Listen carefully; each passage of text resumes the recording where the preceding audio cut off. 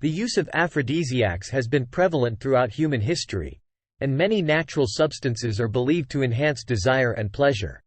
The Bible mentions mandrake, a plant that holds historical significance and has been referenced in various ancient texts.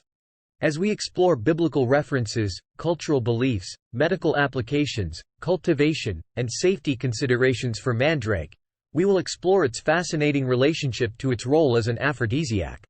It is a plant species native to the Mediterranean region and parts of Asia, scientifically known as mandragora. It is a member of the Solanaceae family, which also includes familiar plants such as potatoes and tomatoes. A mandrake has a long taproot, dark green leaves, and orange-like fruits. The plant has a potent and distinct odor.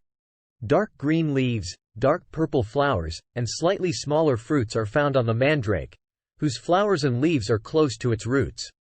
The shape is similar to twisted human legs scattered in many directions. It looks like a man and a woman having sex because of their twisted legs.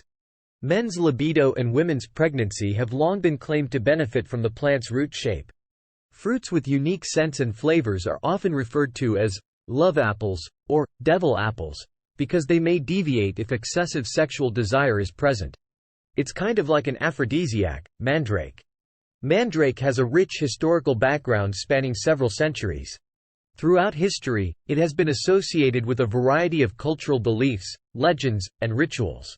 Mandrake has often been considered a plant of mystical and supernatural significance due to its peculiar appearance and alleged magical properties.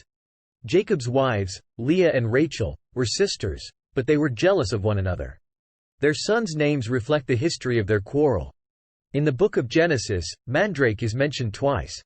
Rachel, one of Jacob's wives, exchanges mandrake with her sister Leah in order to spend the night with Jacob.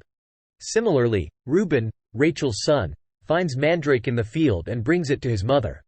Mandrake's properties and significance during ancient times have been speculated about based on these biblical references. Even after he married Leah, Jacob still loved Rachel. There were a lot of nights when Leah stayed up all night by herself. It was God who made Leah get pregnant first. She had a son named Reuben. Reuben means, look, it's a son, and it holds Leah's heart. Here's how Leah feels after giving birth to Reuben. It is because the Lord has seen my misery. Surely my husband will love me now.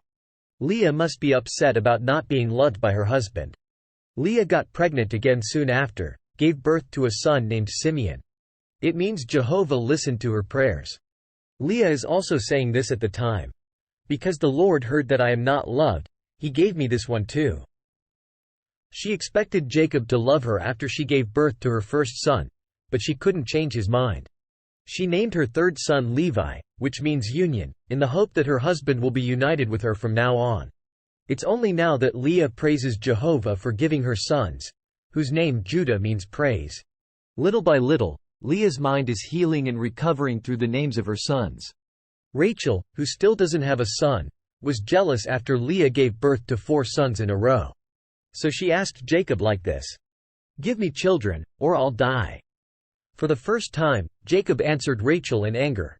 "Am I in the place of God, who has kept you from having children?" Rahel eventually gives Bilhah to Jacob and gets Dan. It means God let her resentment go.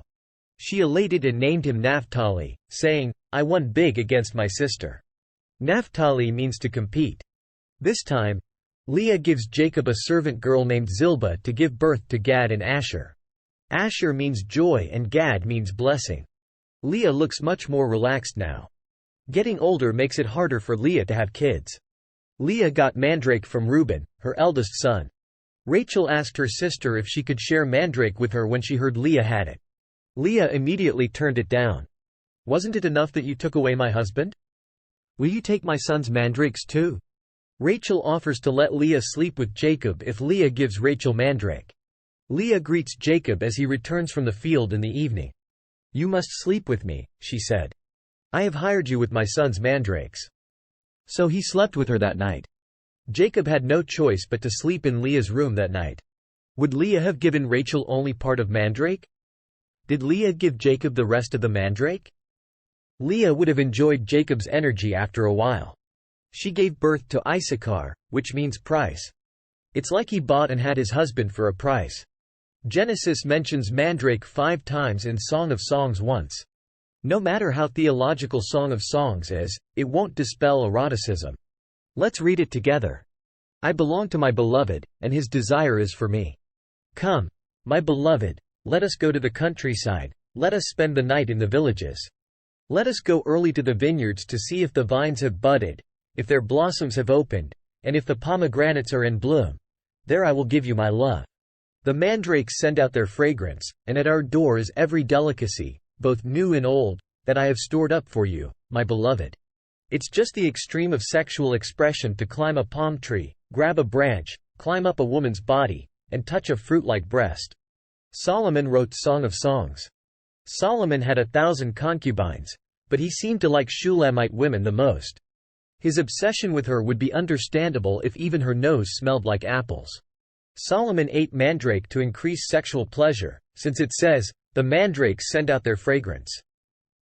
Mandrake doesn't have a strong scent, so, "send out their fragrance," is exaggerated. If you eat mandrake fruit, you might really think mandrake emits a scent because it stimulates sexual desire.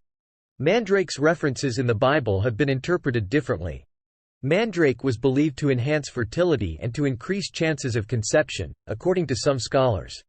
There's also a theory that mandrake symbolizes love and passion because of its supposed aphrodisiac properties. Mandrake's cultural and symbolic significance in biblical times can be understood through these interpretations.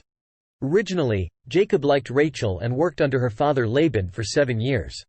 After tricking Jacob into giving his eldest daughter Leah as his wife, Laban gave him Rachel on the condition he'd work for Laban for another 7 years.